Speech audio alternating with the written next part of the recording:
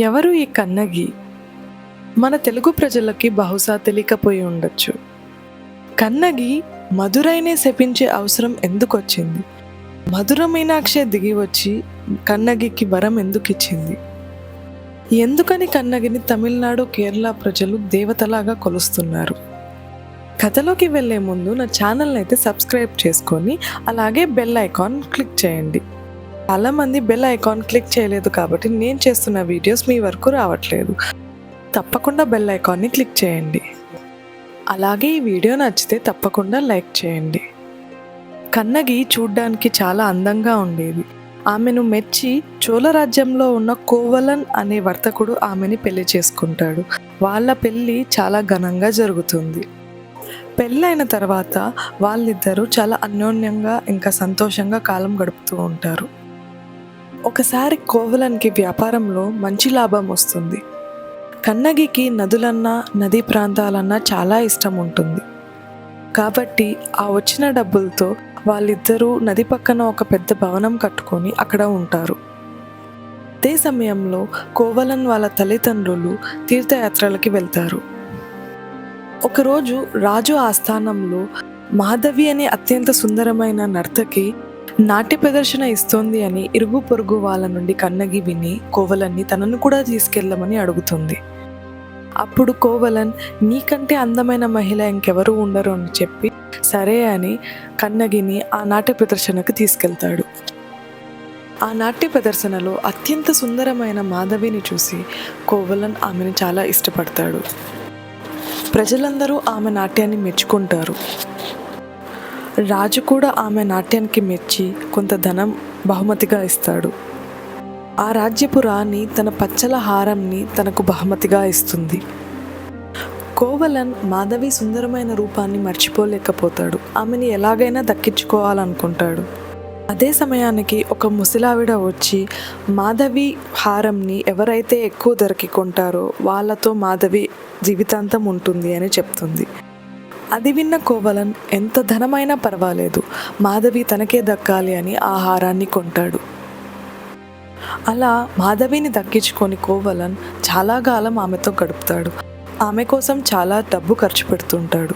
మాధవి మోహంలో పడి కన్నగిని పూర్తిగా విస్మరిస్తాడు. ఒక పక్క కన్నగి మాత్రం తన భర్త కోసం చాలా దుఃఖిస్తూ ఉంటుంది. ఇరుగు పొరుగు వాళ్ళు తన భర్త మీద చాడీలు చెప్పినా కూడా తను అవన్నీ పట్టించుకోకుండా తన భర్త తన దగ్గరికి వస్తాడు అని గట్టిగా నమ్ముతూ ఉండేది. ఆ దుఃఖంలోనే పార్వతీమాతను పూజిస్తూ ఉండేది. ఒకరోజు మాధవి కోవలన్ ఏకాంతంగా ఉన్నప్పుడు మాధవి ఇంకొకతన్ని తలుచుకుంటూ పాట పాడుతుంది. అది విన్న కోవలన్కు చాలా కోపం వస్తుంది. తను పక్కనే ఉన్న తను ఇంకొక మనిషిని తలుచుకుంటూ పాట పాడినందుకు పట్టరాని కోపం వచ్చి మాధవిని తిడతాడు. తన మీద ఇంత డబ్బు వెచ్చించినందుకు చాలా బాధపడతాడు.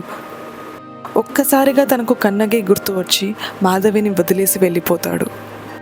వెళ్ళేదారిలో తను ఎంత తప్పు చేశాడు, మాధవి కోసం కన్నగిని ఎంత బాధ పెట్టాడో తలుచుకుంటూ కన్నగి ఇంటి వైపుకి వెళ్తాడు. ఇంటికి వెళ్ళగానే కోవలన్ నేను చాలా పెద్ద తప్పు చేశాను, ఇంకెప్పుడు నిన్ను వదిలిపెట్టి వెళ్ళను అని కన్నగితో అంటాడు. కన్నగి చాలా ఆనందిస్తుంది. పార్వతీమాత తన మీద దయ చూపించిందని అనుకుంటుంది. ఇక మనము కొత్త జీవితాన్ని ప్రారంభిద్దాము. నేను వ్యాపారం చేస్తాను, కానీ అందుకోసం మూలధనం లేదని కోవలన్ చింతిస్తాడు.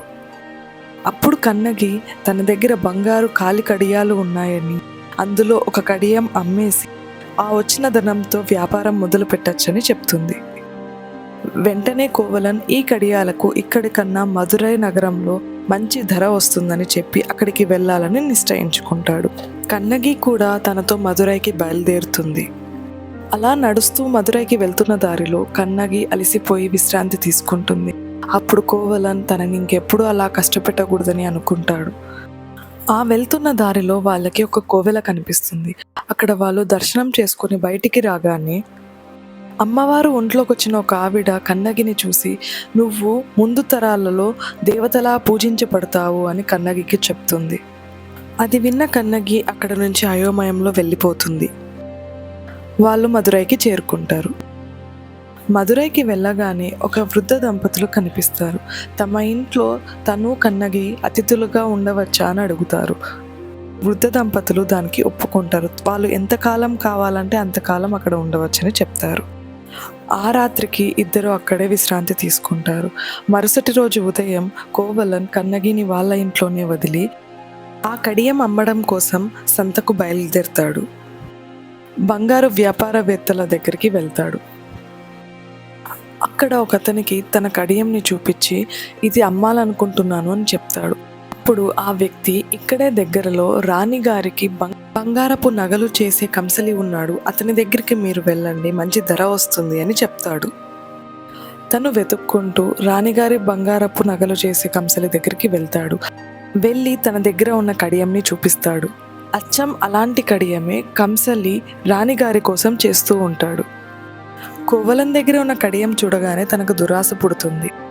తను చేస్తున్న రాణిగారి కడియం తన భార్యకి ఇచ్చేసి కోవలన్ దగ్గర ఉన్న కడియం రాజుకి ఇచ్చి కోవలన్ దీన్ని దొంగిలిస్తుంటే తను పట్టుకున్నాడు అని చెప్పాలనుకుంటాడు.